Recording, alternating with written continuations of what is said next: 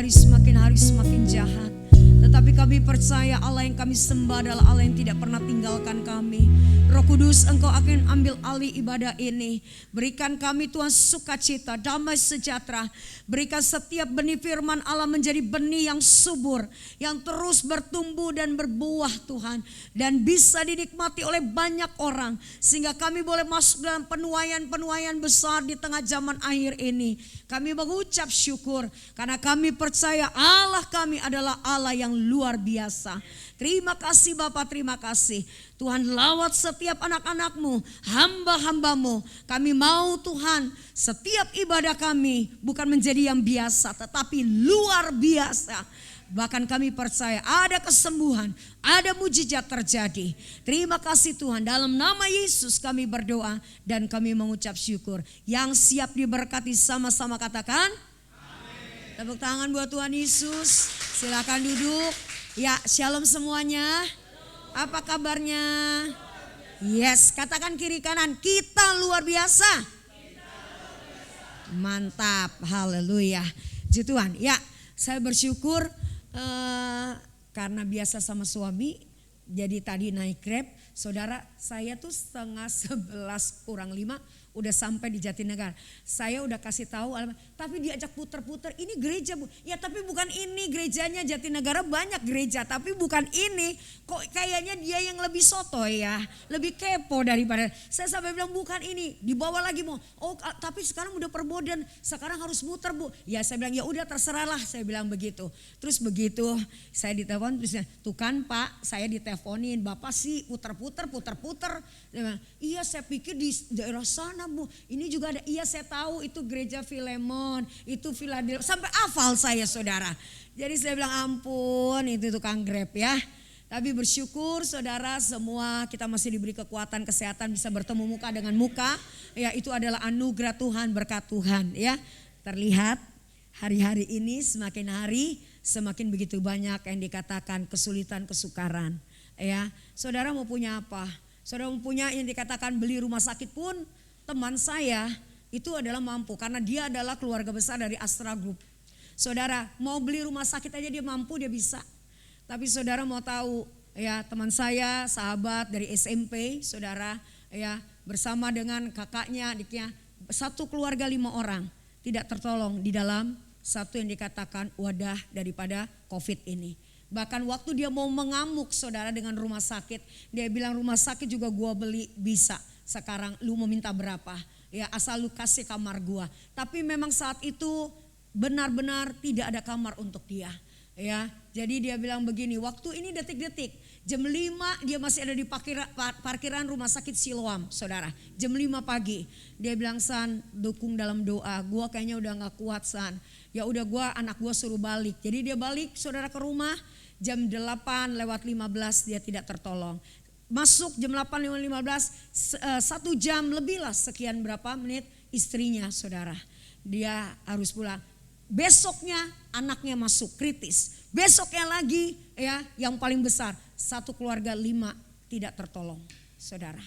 Inilah saudara yang saya mau katakan kenapa saya kasih tema hari ini adalah waktu. Saudara ya kita mau belajar, kita buka dalam Efesus.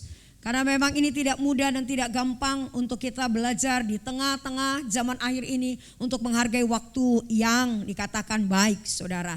Dengan segala keadaan kita harus tetap mengucap syukur. Efesus pasal yang kelima kita lihat sama-sama ayat 15 sampai ayat yang ke-17. Saudara perhatikan. Ya di sini jelas sekali. Ya Efesus pasal yang kelima ayat 15. Yuk kita baca bersama 3, 2. Karena itu perhatikanlah dengan saksama bagaimana kamu hidup. Janganlah seperti orang bebal tetapi seperti orang. Sampai di situ dulu. Saudara perhatikan baik-baik. Untuk kita memasuki waktu, kita bisa menghargai waktu, kita memanfaatkan waktu, kita memanfaatkan kesempatan. Saudara ayat 15 ini saudara bicara mengenai dikatakan ada 2 hal yang harus Anda dan saya pahami. Yang pertama dikatakan perhatikanlah dengan saksama. Berarti apa? Dengan baik-baik. Saudara, tidak lagi dikatakan main-main di tengah zaman akhir ini. Perhatikan dengan saksama. perhatikan dengan sungguh-sungguh. Apa yang Anda dan saya perhatikan? Bagaimana Anda dan saya hidup di tengah-tengah zaman akhir ini. Bagaimana Anda dan saya hidup menjadi bagian yang dikatakan orang-orang yang sudah dibenarkan oleh Tuhan. Dan yang kedua dikatakan, janganlah seperti orang bebal. Ya, saudara, tetapi dikatakan orang yang arif. Saudara, orang bebal itu orang apa?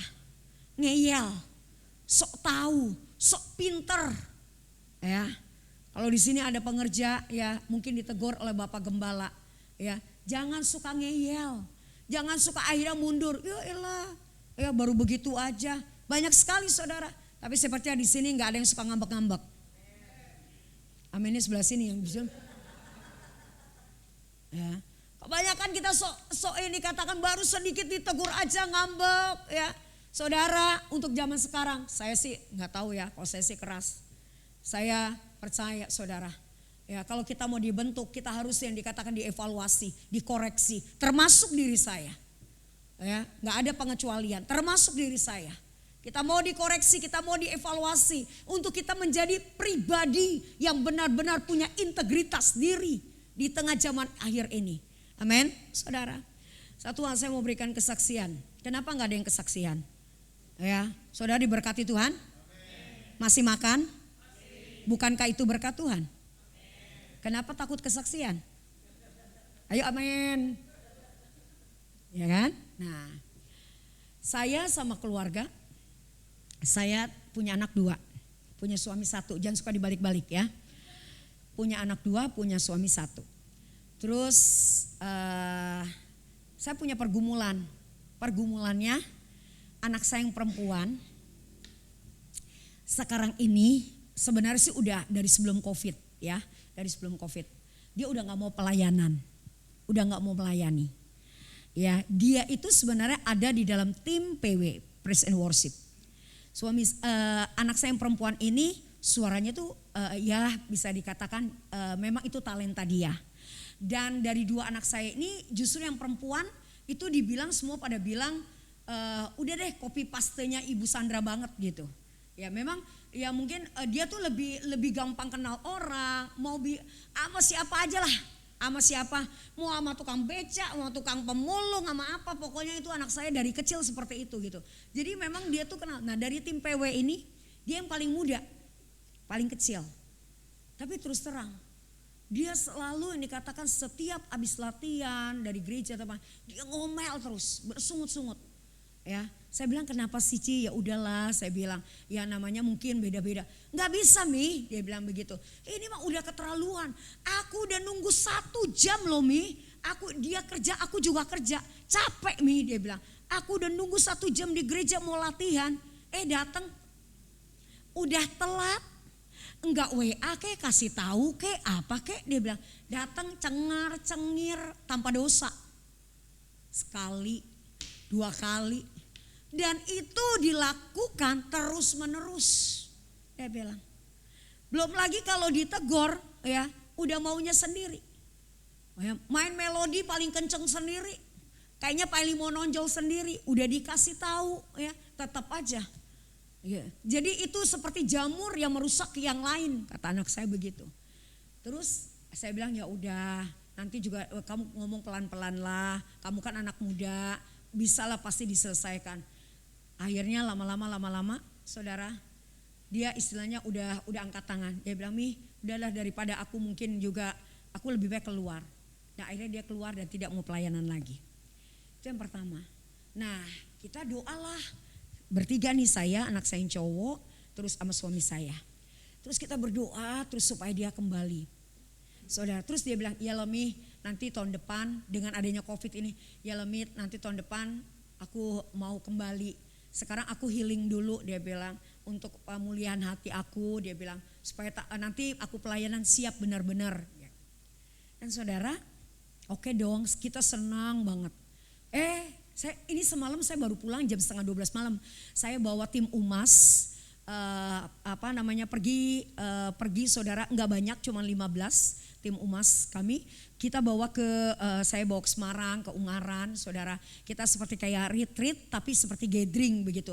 Jadi santai, tapi ya saya percaya kalau kita di mana kita pasti ada hal-hal yang Tuhan mau tuju ya untuk nama Tuhan dipermuliakan. Tetap aja kami di sana pun juga pelayanan segala macam begitu. Dan suatu ketika jam berapalah anak saya telepon, "Mami coba perhatiin ini yang aku kirim." Nah, saya bingung, siapa ini Ci? Saya bilang sebab jenazahnya udah Mami udah nggak bisa ngenalin, udah hitam, udah bengkak. Saya bilang jantung. Tapi jantung masih muda banget, teman kantor kamu kan ya seumuran sama dia gitu. 28 tahun. Saya bilang gini, kok udah kena jantung sih Ci? Saya bilang, itu si Ica Mami, teman aku, Mami kan kenal gitu. Oh iya, saya bilang begitu. Iya. Saya kenal waktu dia jadi ketua PD Persekutuan 2 di Makarinso gitu. Jadi saya suka pelayanan di kantornya. Nah, jadi saya kenal sama anak ini. Dia suka jadi WL juga begitu. Nah, udah. Terus sekarang satu kantor sama anak saya gitu. Jadi Mami kenal ini ya. Jadi rame lah kalau dia main ke rumah saya gitu. Itu Ica Mami sambil nangis dia. Tahu gak Mami kenapa? Dia bilang, tahu gak siapa yang ngelakuin? Dia bilang begitu. Terus saya mulai deg-deg kenapa anak saya kok antusias sekali gitu ya. Ternyata saudara itu adalah Ica itu yang dibunuh. Nah udah pada tahu ya. Yang dibunuh saudara sama temannya dan dibuang ya di kantong plastik. Tapi yang miris, saya merinding saudara. Yang miris itu buat kami ya, buat saya sekeluarga. Baru anak saya tuh punya antusias gitu ya. Baru anak saya mau gitu kembali diingatkan untuk melayani ya di tengah waktu-waktu yang mungkin singkat ini. Tahu gak Mami, yang bunuh itu siapa? Iya.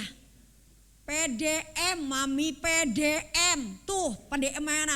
Tuh yang suka di medsos yang coar katanya. Anak saya sampai marah sampai kayak begitu. Terus jadi maaf karena barang-barang yang diambil dari mobil yang digadein, dari laptop, dari semua itu inventaris daripada perusahaan. Jadi anak saya karena anak saya ada HRD, jadi dia tahu semua. Harus ke TKP, harus lihat semuanya barang-barang apa segala macam. Jadi itu mobil digade. Dia marah, dia melakukan itu karena dia mau pinjam uang. Ya, karena dia pinjam ojol, ya pinjaman online itu 11 juta. Itu dia istilahnya dicecer terus harus bayar. Nah, Ica ini ya mungkin karena saya tahu sekali kehidupan Ica gitu loh. Dia tuh tinggal di Bandung, dia harus sekolahin adiknya segala macam biayain. Jadi saya mengerti sekali. Jadi anak saya sambil ngomong tuh sambil gemetaran, sambil nangis gitu loh saudara. Makanya Mami juga jangan pakai pendeta-pendeta. Pakai aja Ibu Sandra gitu saudara. Anak saya bilang gitu. Gak usah lihat. Kalau belum bisa jadi contoh, belum bisa jadi berkat. Dia bilang gak usah pelayanan. Nah itulah anak saya. Jadi saya sampai bilang gini sama suami saya, mana baru kita udah happy ya. Rasanya oh puji Tuhan Cici mau pelayanan lagi, saya bilang gitu. Terus dia gitu, ngeliat begini. Aduh dia sampai bilang, terus video ininya kan dikasih tahu juga gimana tuh orang bawa jenazah masuk ke lift gitu. Saudara masih cengar-cengir itu padahal di kantongnya itu adalah, itu saudara coba bayangkan, bisa kebayang gak saudara kayak begitu. Dia bilang tuh lihat Mi gak ada rasa takutnya loh Mi. Itu terus saya bilang itu mah jiwanya udah sakit. Saya bilang begitu. Nah ini saudara, ini yang makanya kita di tengah zaman akhir ini harus, bukan yang dikatakan begini, saudara perhatikan bagaimana kamu hidup. Berarti yang dituju tuh diri kita semuanya, masing-masing pribadi lepas pribadi. Gereja kami geger, saudara. Karena apa? Ada salah satu hamba Tuhan besar masuk di dalam pengaruh yang dikatakan LGBT. Heboh, saudara. Saudara, ini saya mau membagikan kepada setiap jemaat Tuhan untuk bagaimana hidup Anda dan saya. Perhatikan, di sini jelas sekali saudara.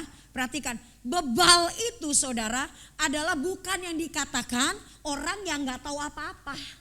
Kebanyakan orang yang bebal adalah orang yang justru tahu tapi menjadi sok tahu. Orang yang dikasih mungkin kepintaran tetapi menjadi sok pinter.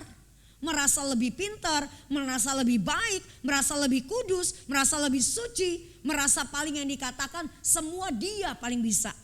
Ini yang dikatakan bebal. Sehingga makanya jelas sekali di sini dikatakan, tetapi hiduplah seorang arif, bijak.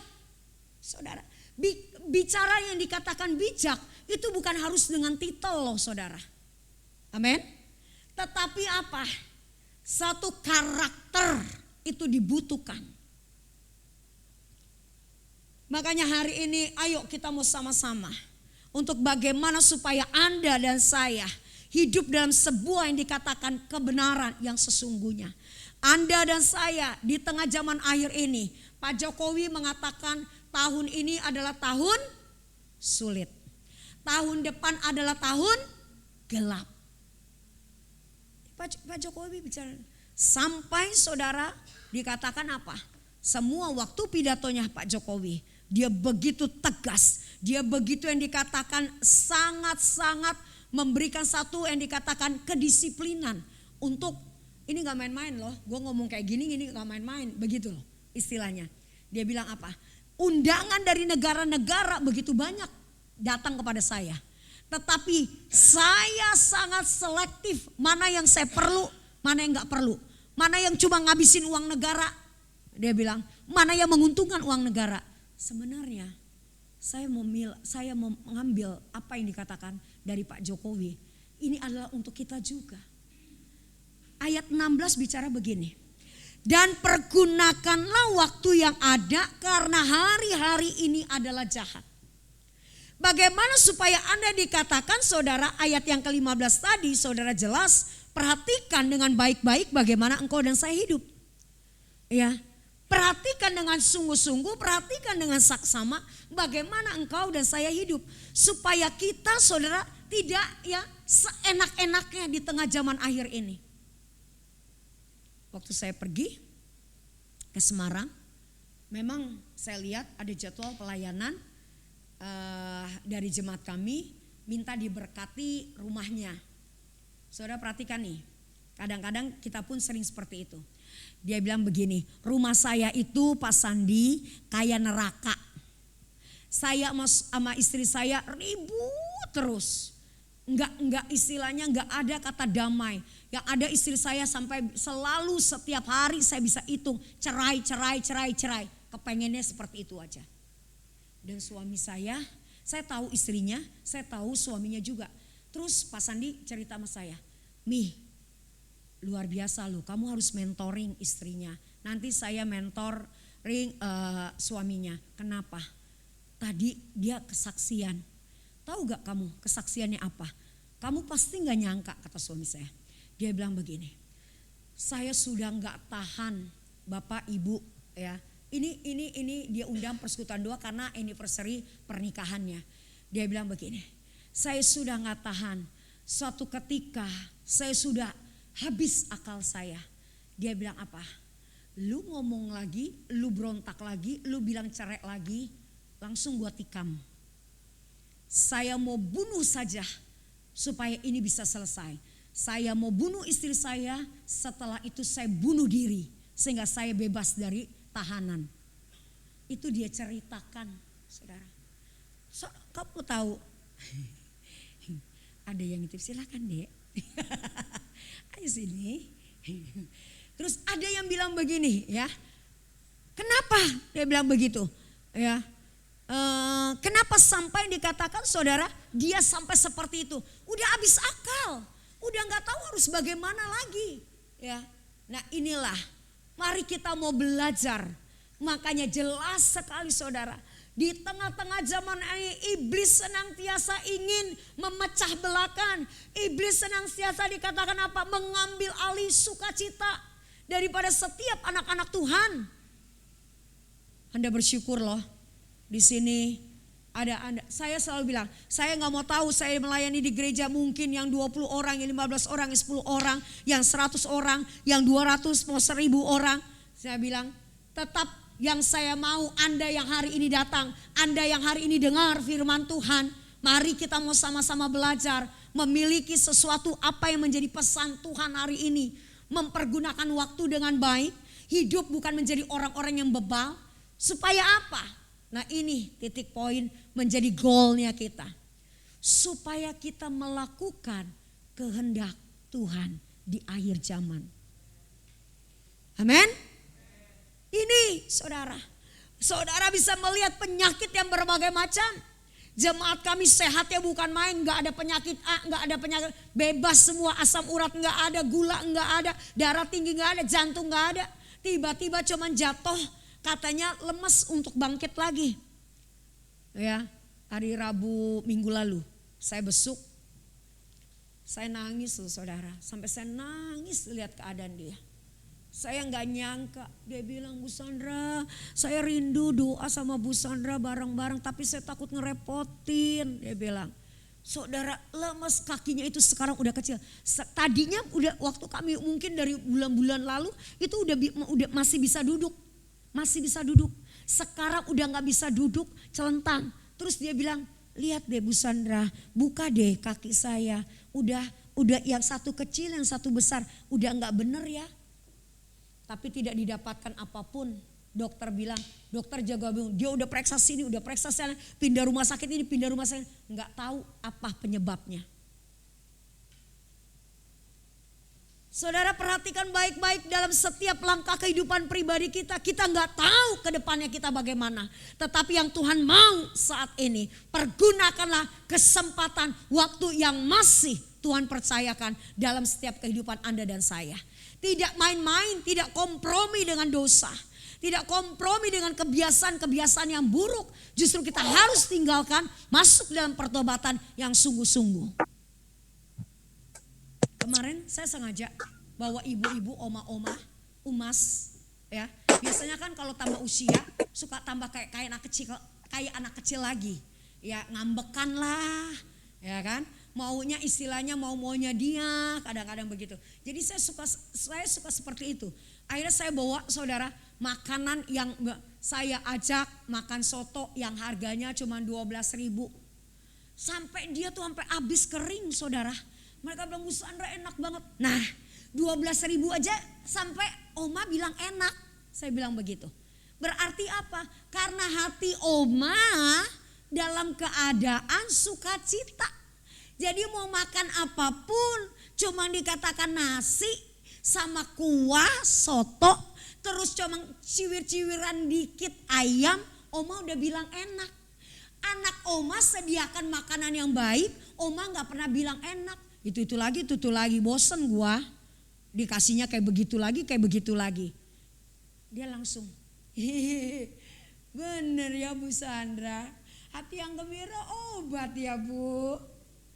Itu tahu, tapi gak pernah kita lakukan. Jadi saudara, kembali bukan Tuhan tidak memberkati, bukan Tuhan tinggalkan kita. Di tengah zaman akhir ini kita perlu cari kehendak Tuhan. Jangan sia-siakan waktu yang Tuhan percayakan dalam kehidupan Anda dan saya. Masih ada umur, masih ada waktu, masih ada kesehatan, ayo berikan. Berapa banyak Anda sudah diperlihatkan, baru kemarin ketemu kena COVID 2 hari, udah gak tertolong. Ya saudara, sahabat mungkin di sini banyak, mungkin ada kehilangan keluarga, kehilangan istri, kehilangan family dengan COVID ini. Tapi hari ini saya mau katakan, Tuhan itu luar biasa baik, luar biasa baik. Buka 1 Korintus pasal 15 ayat 58. Kenapa kita harus dalam waktu-waktu yang Tuhan percayakan, kita harus pegang janji berkat Tuhan senantiasa supaya kita tidak salah melangkah. Saudara perhatikan, ini adalah yang menjadi sama poin yang pertama. Yuk baca 3, 2, 1. Karena itu saudara-saudaraku yang kekasih, amin. Sebab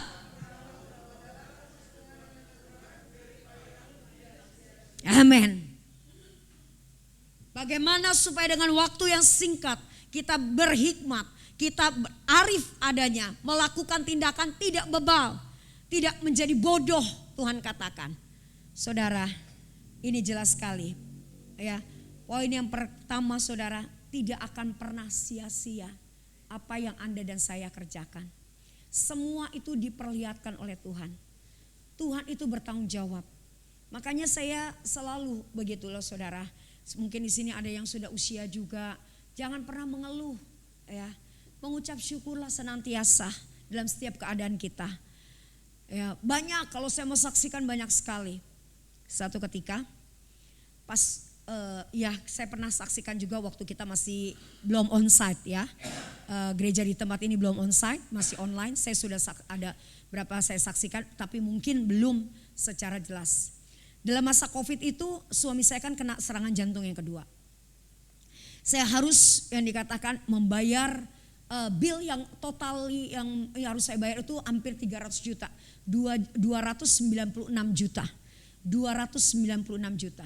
Saya sampai udah gak ngerti harus bagaimana, uang dari mana, tidak ada pelayanan. Sampai hari ini saya hidup oleh karena iman.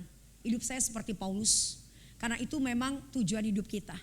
Nah saudara, dan saudara begitu saya mengambil satu sikap untuk doa. Saudara doa puasa di kapel Rumah Sakit Siloam Karawaci itu selalu ada kapelnya untuk kita berdoa. Di situ saya nggak keluar karena memang COVID jadi gak ada besuk. Jadi saya sendiri aja. Suami saya juga nggak boleh dibesuk. Ya mau ngapain saya? Jadi saya yang ada doa pujian di tempat itu. Toh saya juga cuma sendiri di kapel itu. Di ruang ICU tempat menunggu saya juga cuma sendiri. Nah saya cuma berdoa.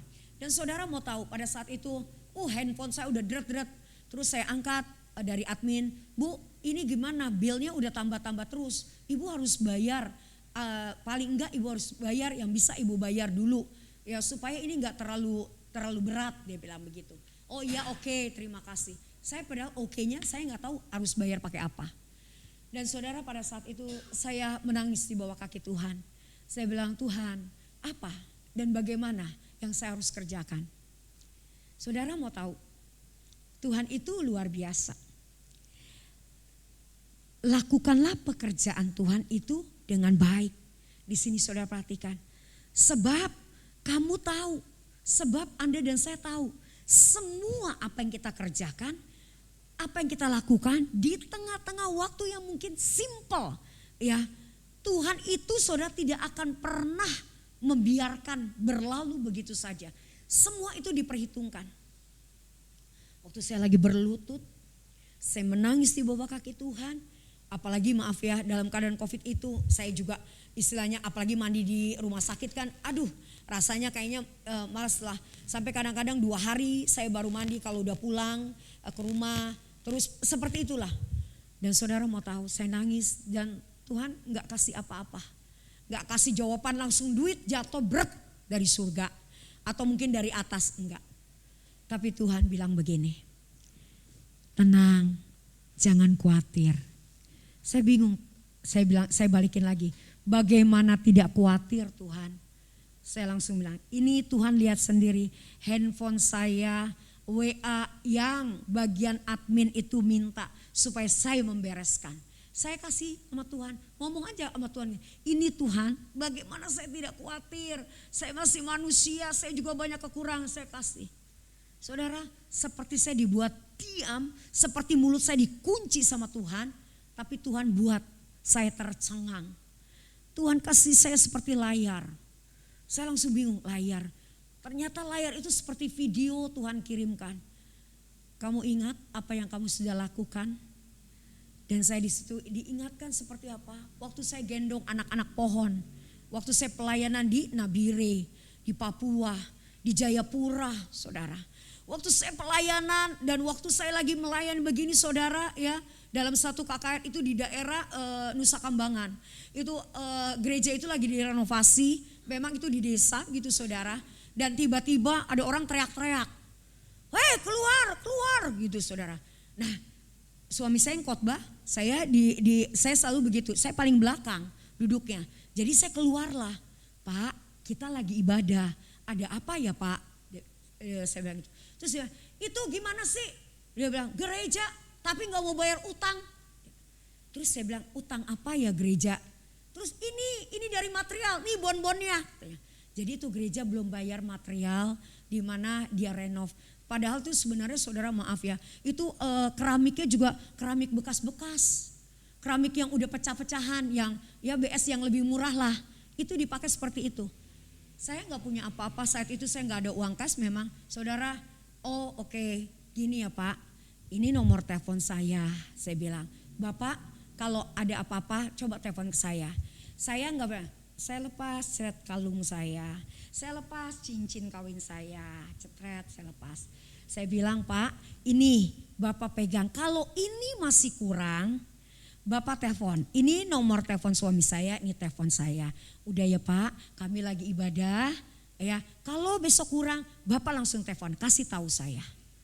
Ya, saudara, akhirnya dia dari marah, dia langsung cep gitu saudara, pulang. Udah selesai. Tuh, Bapak Gembala kan duduknya di depan, apalagi ada kepala desa.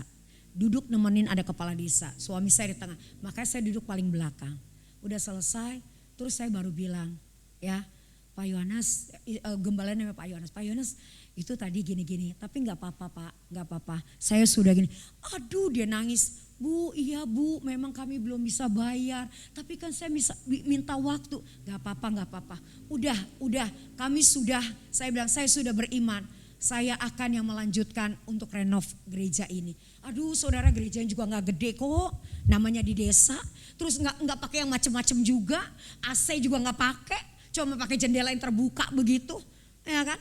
Saya cuma bilang paling berapa gitu loh. Saudara mau tahu, Tuhan kasih lihat layar itu semua.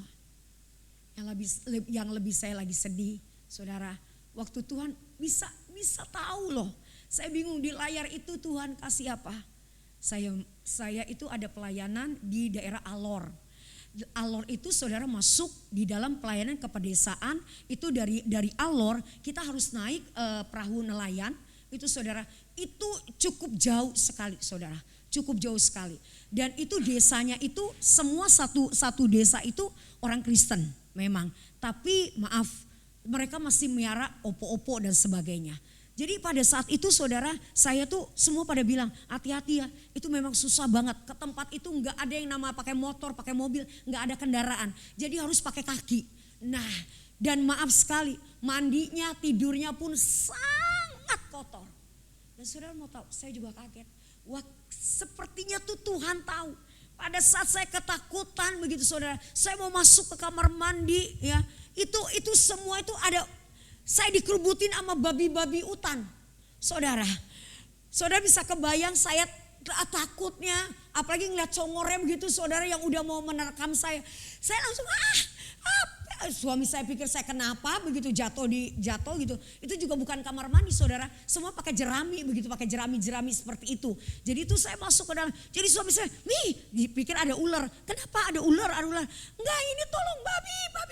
Saya bilang, aduh babinya banyak banget. Ternyata saya mandi, sikat gigi semua itu dengan air kubangan babi. Saudara, sampai hal terkecil seperti itu Tuhan perhitungkan. Jangan kadang-kadang kita pikir apa yang kita lakukan, kita gak bisa lakukan apa-apa. Dan Tuhan istilahnya tutup mata. Saudara, ini mah gak berguna, ini mah biasa aja. No, saya katakan, Tuhan perhitungkan sekecil apapun yang kau lakukan. Jangan kita bilang saudara, oh saya sudah bangun ini gereja. Oh no, gak perlu. Saudara kasih 1.000 perak pun Tuhan tahu. Saudara kasih berapapun Tuhan perhitungkan. Saya bilang, Tuhan apa sih maksudnya Tuhan? Ya saya tahu mungkin saya masih kurang. Saya bilang gitu sama Tuhan. Saya bilang saya tahu, saya enggak, itu pikiran saya. Memang mungkin saya kurang melayani Tuhan. Apapun Tuhan suruh saya sudah lakukan. Kemana-mana saya sudah lakukan. Terus Tuhan bilang gini, bukan. Saya tahu, Tuhan katakan, aku tahu. Itu sudah kau lakukan. Dan sekarang apa yang kau alami itu bagianku. Tuhan bilang, itu bagianku. Dan benar loh saudara, tidak ada di dalam pikiran saya, tidak ada timbul dalam hati saya. Semua Tuhan tahu. Dari 296 juta yang harus saya bayar, saya cuma bayar 96 juta. 200-nya itu dicoret. Yang gak pernah kita pikirkan, yang kadang-kala apa sih ini gitu loh saudara. Di tengah COVID, di tengah gak ada pelayanan, tidak ada pemasukan. Saya tetap harus bayar angsuran rumah, harus bayar obat, harus bayar apa. Tapi Tuhan katakan jelas sekali. Saudara-saudaraku yang kekasih, berdirilah teguh di zaman yang digoncang-gancingkan demikian. Tetap berdiri teguh. Jangan tinggalkan imanmu, saudara. Percaya Tuhan tidak pernah permalukan engkau. Janji Tuhan itu ya dan amin. Dan Dia Allah yang melihat, Dia Allah yang tahu, Dia Allah yang memperhitungkan setiap jerih payah Anda dan saya. Amin. Hargai waktu kita. Saudara, hargai sampai hari ini. Saya nggak tahu, saya nggak kenal siapa yang memberkati saya. Saudara, itulah janji Tuhan. Saudara, tetapi saya tahu, Tuhan tahu yang terbaik. Tuhan sudah tunjuk orang-orang yang berkenan untuk menjadi pipa saluran berkat. Saudara, makanya sampai hari ini suami saya, dokter bilang gak bisa nyetir lagi, gak boleh pelayan apa. Saya bilang, tidak, kamu bisa melihat lagi, kamu bisa lagi melakukan aktivitas pelayanan. Jangan tertidur dengan apa yang menjadi kata-kata dokter. Bangun, saya bilang, jalan. Dokter itu kaget, saudara. Lihat suami saya udah bisa nyetir lagi dari rumah sakit, dari Bogor ke rumah sakit Siloam Karawaci. Dia bengongnya tuh saudara udah bengong. Dia bilang, benar Bu, iya. Gimana Bapak bisa melihat ini loh, ini hasilnya tuh belum bagus. Yang kanan itu memang ada perbaikan berapa persen, tapi yang kiri itu masih gelap. Dokter bilang begitu. Terus saya bilang, iya. Itu secara medis, tapi kami punya secara yang dikatakan batiniah kami. Kami melangkah dengan iman dokter, dan saya melihat suami saya bisa melayani kembali, bisa nyetir kembali. Tapi memang saya harus ada di sisinya. Ya, saya pun nggak boleh. Sekarang saya kalau suami saya nyetir, ya saya nggak bisa pakai main handphone, ya ngomong atau terima telepon tidak. Ya, jadi saya tahu. Kiri ada motor. Ini nih, oh iya. Nah kalau saya lepas sendiri, nah itulah dia.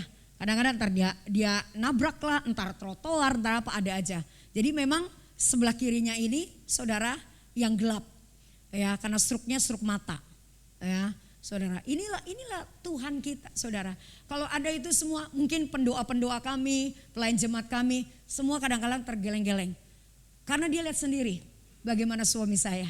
Ya, kelihatannya sehat, tapi saudara berapa banyak yang dia katakan piring, apa semua sudah dipecahin, apa dia ngamuk karena memang dia berontak sama Tuhan. Kenapa Tuhan ini Tuhan izinkan? Lebih baik Tuhan buat saya istilahnya pulang aja ke surga, mati aja, dia bilang begitu. Terus saya bilang ini, itu kan pikiranmu. Manusia maunya seperti itu kan, simple, ya kan, nggak mau susah, nggak mau sakit. Tapi Tuhan katakan belum waktunya, men. Saudara, kita harus tetap berjuang. Kita tetap harus melakukan apa yang menjadi bagian kita. Yang kedua, yang terakhir, saudara perhatikan baik-baik. Ya, kita buka kembali Efesus ayat yang ke-17. Saudara pasti tahu cerita apa yang dikatakan Yunus. Amen. Saudara, tahu bagaimana Yunus harus pergi ke Niniwe. Tapi Yunus bertolak pergi ke Tarsis. Saudara, waktu saya ada di kota Tarsis, ya, saya baru melihat kenapa sampai Yunus memilih itu. Saya tahu. Beda saudara, kalau kita masuk Istanbul begitu saudara, ya kita melihat kota-kota yang bagaimana, ya biasalah begitu saudara, biasa istilahnya satu negara Arab begitu. Karena kalau kita bicara mengenai Turki itu kan ada dua benua Eropa dan benua Asia, saudara. Ya, dan pada saat saya masuk ke situ, saya melihat sekali soal perbedaan. Tarsis itu saudara kota yang benar-benar satu aman, tenang, damai, diberkati sutranya, terus yang dikatakan saudara tekstilnya, belum lagi karpet-karpetnya yang bagus ya, terus mereka kerajinannya guci-guci seperti itu. Jadi saudara sama. Yunus pun pada saat itu kenapa dia mengambil sebuah tindakan, Niniwe kota yang udah hancur-hancuran. Ya, udah habis-habisan mau dihancurkan, ibaratnya apa? Sudah bejat di mata Tuhan. Makanya Yunus itu tidak bodoh. Dia bilang ngapain gua ke Niniwe? Dia carilah sesuatu yang dikatakan untuk bagaimana keuntungan secara pribadi dia. Tapi Tuhan tahu setiap pikiran manusia. Ya, saudara, tadi saya bilang bagaimana di tengah zaman akhir kita harus pergunakan waktu dengan baik-baik. Setiap pekerjaan kita itu diperhitungkan oleh Tuhan. Yang kedua saudara, Yunus ini bicara bagaimana saudara yang dikatakan apa? Jangan pernah meninggalkan apa yang menjadi hadirat pekerjaan Tuhan. Jangan, sekali lagi saya katakan jangan. Kalau Anda mau berdiam diri, stay, mungkin Anda perlu ya istilahnya healing untuk diri sendiri, itu oke. Tapi jangan terlalu lama. Ada waktunya, ya saudara. Untuk bagaimana kita diisi, kita masuk dalam pujian, penyembahan. Sehingga apapun yang Anda dan saya kerjakan, Tuhan itu tidak pernah tinggalkan kita. Amen. Hayo mari. Di tengah zaman air yang wow. Orang-orang dulu ya berdoa untuk kota Jakarta karena banjir. Sekarang dibalikan, berdoa untuk Bogor. Yang biasa kirim air, ya kan? Sekarang dibalik. Saudara, wah itu jemaat kami banyak sekali yang kebanjiran. Waktu saya lihat videonya dia kirim ke kita, saya sampai wow. Itu ngeri banget begitu loh saudara. Mereka bilang ini udah benar-benar kayak tsunami, ngeri banget, jebolnya itu Bu Sandra ngeri. Waduh, dia cerita seperti itu. Kami udah teriak, udah pujian, penyembahan, udah bahasa roh, dia bilang udah apapun lah kami lakukan. Tapi kami harus terima ini juga. Saya bilang yang penting harta benda boleh habis. Hidup ini bagaikan uap. Ya kan saudara? Apa yang bisa kita perhitungkan? Orang kaya apa pergi mungkin bawa emasnya? Ya kan saudara, nggak ada yang tahu saudara. Makanya tadi saya cerita sahabat saya Astra Group saudara. Apa yang nggak bisa? Mobil-mobilnya juga mobil-mobil mewahnya luar biasa. Tapi saudara lihat nggak bisa dibawa. Ya kan saudara? Makanya hari ini kalau Anda udah bisa ibadah onsite, jangan enak di rumah terus. Kalau memang nggak bisa, ya nggak apa-apa. Sorry ya, saya bukannya nyindir, tapi saya nabrak, gitu saudara. Ya, sorry. Jemaat kami juga baru 40% yang balik, 60% masih suka di rumah, masih suka apa? Ya, Bu Sondro belum bisa. Kenapa belum ke gereja? Lagi ngikutin khotbah seri. Hah? Khotbah seri udah kayak sinetron saya bilang. Iya lagi ikutin khotbah seri. Itu loh yang pendetanya ganteng. Terus saya bilang, hah yang mana? Oh pasti tahulah Bu Sandra suka bercanda gitu. Dia bilang gitu. Terus saya bilang, Bu pendetanya ganteng juga bukan pendeta ibu. Kalau ibu sakit, kalau ibu mungkin perlu apa-apa, atau saya bilang mungkin ibu di rumah sakit, ibu telepon dia juga dia nggak bakal datang Bu. Iya Pak ya, benar apa benar? Yakin saya. Ibu yang ada paling dia tanya ibu berjemaat di mana? Minta tolonglah sama ibu gembala ibu. Atau mungkin dikatakan saya doakan ya Bu. Itu juga tim doanya, bukan beliaunya. Saya bilang begitu, saya ngomong apa adanya. Saya bilang Bu, kalau kenapa-napa, begitu banyak jemaat, Bu sana bisa gak malam penghiburan, tutup peti, apa? Ibadahnya selama ini di mana? Online. Makanya Bu, YouTube itu gak bisa kasih pemakaman, YouTube itu gak bisa kasih penghiburan. Saya bilang, emang ada pendeta YouTube? Saudara, si YouTube datang, ya berikan nggak ada, atau mungkin disetelin gitu lagu, nggak mungkin kan?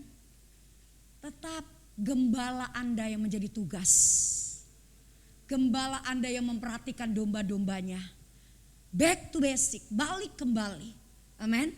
Saudara, cari ini tempat kita, ini rumah kita, ini keluarga kita. Bapak, Ibu rohani itu yang dipercayakan oleh Tuhan untuk Anda dan saya. Hargai itu. Balik. Kalau udah bisa jangan keenakan. Saya mau udah tahu gak usah jemaat. Pelayan Tuhan aja kadang-kadang waktu ibadah online, pelayanan online. Atas bagus, bawah terserah Anda. Makanya pada betah. Kolekta disuruh transfer, belum tentu juga Anda transfer. Ibadah nggak tahu, istilahnya saudara Anda kasih persembahan nggak dikasih persembahan, Anda siapa yang mau tahu, iya kan? Kadang-kadang kita cari aman, seolah-olah Tuhan nggak tahu. Tadi saya bilang, saya kaget loh, saudara saya cerita ini enak ya. Tadi waktu saya saksikan, waktu Tuhan seperti kasih saya layar lebar. Saya lagi gendong turunin anak-anak Papua, itu anak-anak pohon dari rumahnya di atas pohon. Saya gendong pelan-pelan, saya lagi kayak ngeraba gitu. Karena kan gak biasa licin, kalau mereka mungkin saya pelan-pelan sampai seperti ketakutan musruk. Itu sampai hal gitu loh. Tuhan tahu, gak pernah kan saya cerita, Tuhan tadi lihat gak? Saya enggak. Tapi itu dibuat seperti video, saya sampai nangis, Tuhan. Saya pikir Tuhan itu ngecas saya pikir Tuhan itu lu tuh belum lakukan apa-apa gitu. Saya pikir seperti itu. Tapi waktu Tuhan kasih itu, kau sudah lakukan bagianmu, sekarang aku yang melakukan bagianku untukmu. Hari ini, ayo saya mau kita semua hidup bagaimana kita melakukan kehendak Tuhan di zaman akhir ini. Jangan main-main dengan Tuhan.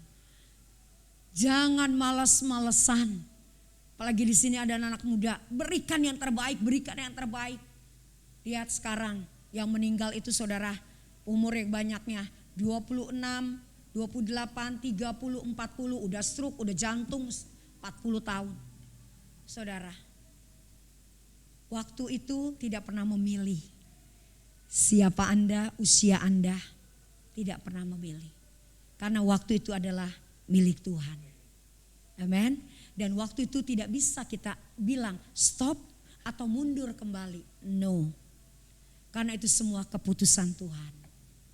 Ayo kita mau sama-sama belajar, hargai waktu supaya kita masuk lebih dalam mengerti hadirat Allah. Kita mau berdoa. Haleluya. Terima kasih Tuhan. Kita naikkan pujian tadi. Tuhan, Kaulah pengharapanku.